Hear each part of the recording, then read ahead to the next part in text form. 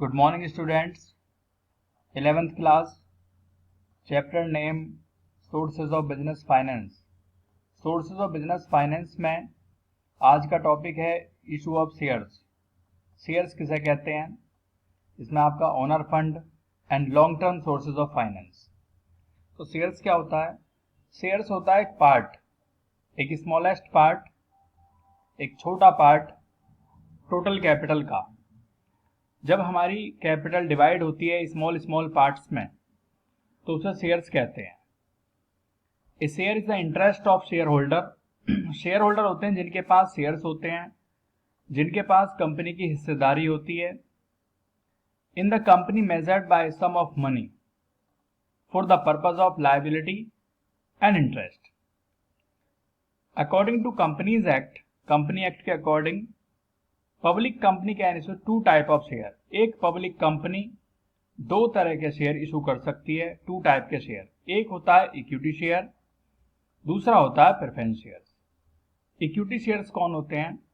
Equity shares होते हैं owner, जिनकी ओनरशिप होती है, जो मालिक होते हैं, उन्हें इक्विटी शेयर्स कहते हैं.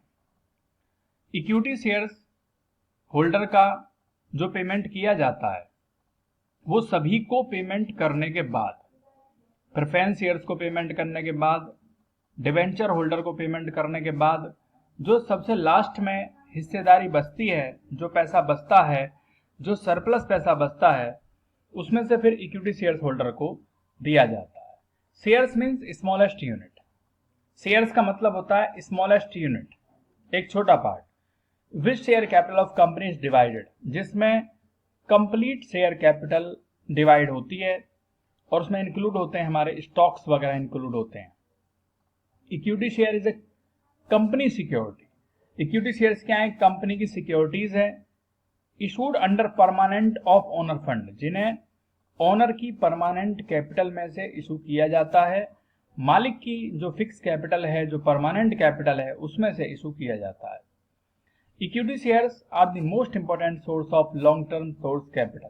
जो इक्विटी शेयर्स होते हैं वो मोस्ट इंपॉर्टेंट सोर्स हैं कैपिटल रेज करने के, लॉन्ग टर्म कैपिटल को रेज करने के. इक्विटी शेयर आर दो share which do not carry any special और प्रेफरेंशियल राइट. इक्विटी शेयर्स को कोई प्रेफरेंशियल राइट नहीं होता, किसी भी तरह का कोई पूर्वाधिकार नहीं होता. In the payment of annual dividend, ना तो डिविडेंड मिलता है उन्हें सबसे पहले और ना ही कैपिटल मिलती है. उन्हें कब मिलता है डिविडेंड और कैपिटल? सबसे लास्ट में, जब कंपनी खत्म हो जाती है, जब कंपनी बंद हो जाती है, at the end of year सभी को पेमेंट करने के बाद जो पैसा बचता है उस पैसे में से, उस हिस्सेदारी में से डिविडेंड मिलता है और कैपिटल मिलती है, यानी सभी को पैसे लौटा देने के बाद.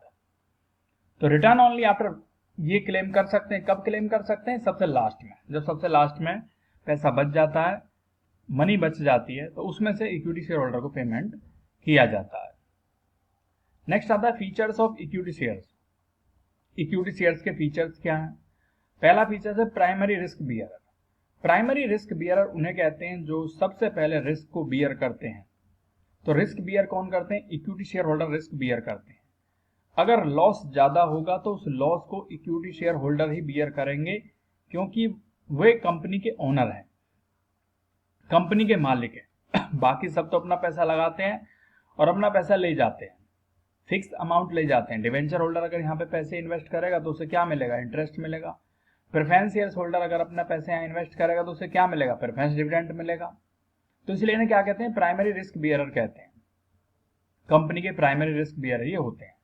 इन case of company suffer loss, अगर कंपनी लॉस सफर करती है, अगर कंपनी को लॉस होता है तो equity share holder have to bear the risk. तो इक्विटी शेयर होल्डर ही रिस्क को बियर करते हैं, लॉस को बियर करते हैं. The due payment is given to creditor before paying the equity share holder. Equity share holder से पहले पेमेंट किया जाता है क्रेडिटर्स का. क्रेडिटर्स उन्हें कहते हैं जिन्होंने बिजनेस में पैसा इन्वेस्ट किया हुआ है, तो उनको पैसा देने के बाद इन्हें पेमेंट किया जाता है. इसके बाद आता है next claim over residual income.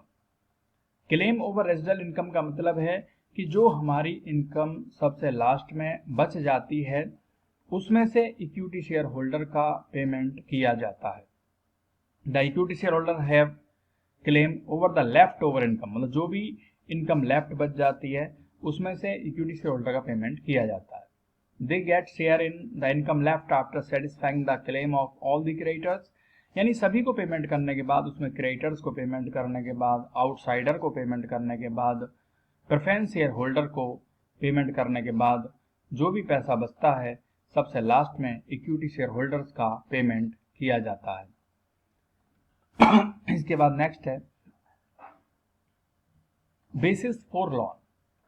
Basis for loan से मतलब है कि equity share capital the basis on which loan can be raise. Equity share capital एक बेस होता है, एक आधार होता है। अगर हमें कहीं से लोन लेना है तो हमारे इक्विटी शेयर होल्डर की प्रॉफिटेबिलिटी अच्छी होनी चाहिए, उनकी कंडीशन अच्छी होनी चाहिए, फाइनेंशियल कंडीशन अच्छी होनी चाहिए, तभी हम लोन उठा सकते हैं, तभी हम पैसा उधार ले सकते हैं। Amount of equity share capital add to the creditability of company की क्रेडिबिलिटी कितनी है, उधार देने की क्षमता कितनी है। The amount of equity share capital increase the confidence of creditor. Equity share capital अगर हमारी ज़्यादा होगी तो हमारे क्रेडिटर्स का भी हमारे ऊपर विश्वास होगा कि अगर हमारे इक्विटी शेयर कैपिटल अच्छी है, हमारी ओनर्स फंड अच्छे हैं, तो जो हमारे क्रेडिटर्स होते हैं उन्हें भी हमारे ऊपर पूरा विश्वास होता है, कॉन्फिडेंस होता है। इसके बाद नेक्स्ट है control. Equity share holder have control over the activity of company. Equity share holder का कंट्रोल होता है कंपनी पर, पूरी कंपनी पर। कंट्रोल इसलिए होता है क्योंकि वो कंपनी के ओनर होते हैं। Equity share holder have voting right. Equity share holder को वोटिंग राइट होता है, कंपनी की मीटिंग में वो वोट दे सकते हैं। बाकी प्रेफरेंस शेयर होल्डर को या क्रेडिटर्स को वोटिंग राइट नहीं होता। Equity share holder cast vote to select the board of director. Equity share holder जो वोट करते हैं उससे सेलेक्ट होते हैं, बोर्ड ऑफ डायरेक्टर को सिलेक्शन किया जाता है। हु कंट्रोल, जो कंट्रोल करते हैं, मैनेज करते हैं कंपनी की सभी कंडीशंस को, वो मैनेज करते हैं और कंट्रोल करके चलते हैं। नेक्स्ट आता है हायर प्रॉफिट। हायर प्रॉफिट किसका होगा? इक्विटी शेयर होल्डर का हायर प्रॉफिट होगा, क्योंकि उन्हीं का सबसे ज्यादा रिस्क होता है। तो जिसका सबसे ज्यादा रिस्क होगा, जिसकी सबसे ज्यादा कैपिटल होगी, उसी का प्रॉफिट भी हायर होगा। हायर प्रॉफिट भी इक्विटी शेयर होल्डर का होता है और लोअर प्रॉफिट भी इक्विटी शेयर होल्डर का होता है। बाकी सभी का, चाहे उसमें डिवेंचर होल्डर हैं या प्रेफरेंस शेयर होल्डर हैं, उनकी सभी की हिस्सेदारी फिक्स होती है, एक फिक्स इनकम पे उन्हें मिलता है। जैसे कि डिवेंचर होल्डर को क्या मिलता है? डिवेंचर होल्डर को इंटरेस्ट मिलता है। और प्रेफरेंस शेयर होल्डर को क्या मिलता है? प्रेफरेंस शेयर होल्डर को मिलता है dividend. The rate of interest for debenture holder and the rate of dividend preference holder are fix. Debenture holder का और प्रेफरेंस शेयर होल्डर का जो हिस्सेदारी होती है, जो डिविडेंड होता है, जो इंटरेस्ट होता है, वो फिक्स होता है। At the time of profit, जब प्रॉफिट होता है तो debenture holder and preference share holder को फिक्स इनकम में से हिस्सेदारी दी जाती है, जो भी उनका तय हुआ है उसी में से उनका पेमेंट किया जाएगा। लेकिन सबसे लास्ट में जो भी पैसा बचेगा वो सब इक्विटी शेयर होल्डर का होता है। नेक्स्ट है इसके बाद प्री एम्प्टिव राइट। मतलब प्री एम्प्टिव राइट होता है पूर्वाधिकार, एक तरीके से पहले से जो उनका एम्प्टिव राइट है। Equity share holder are given preemptive right. Equity share holder का प्री एम्प्टिव राइट होता है by provision of company, by provision of companies में। According to this right, whenever a company planning to issue new equity share, जब कंपनी plan कर रही होती है नए इक्विटी शेयर इशू करना, it must offer the share to the existing share holder. तो सबसे पहले जो ऑफर किया जाता है वो एग्जिस्टिंग शेयर होल्डर को किया जाता है। एग्जिस्टिंग शेयर होल्डर उन्हें कहते हैं जो पहले से ही हमारे शेयर होल्डर हैं। तो सबसे पहले जो शेयर इशू किए जाएंगे वो एग्जिस्टिंग शेयर होल्डर को किए जाएंगे। If existing share holder refuse to buy, then अगर एग्जिस्टिंग शेयर होल्डर मना कर देते हैं शेयर्स खरीदने के लिए कि हमें कोई नया शेयर नहीं चाहिए, तो नए शेयर फिर कंपनी ऑफर करती है जनरल पब्लिक में, फिर वो शेयर्स पब्लिक में इशू किए जाते हैं। नेक्स्ट आता है permanent capital. Equity share holder की जो कैपिटल होती है वो परमानेंट होती है। परमानेंट से मतलब है कि इनकी फिक्स कैपिटल होती है। Provide the permanent fund of company, और वो कंपनी के परमानेंट फंड होते हैं। There is no fix commitment to return, इसमें कोई फिक्स कमिटमेंट नहीं किया जाता कि हमें कितने हिस्सेदारी मिलेगी, कितना डिविडेंड हमें मिलेगा, जो भी मिलेगा वो सबसे लास्ट में होगा। तो फिक्स यहाँ कुछ नहीं है, कम भी हो सकता है और ज़्यादा भी हो सकता है। तो ये स्टूडेंट्स आपको यहाँ पर नोट करना है अपनी कॉपी में। Thank you.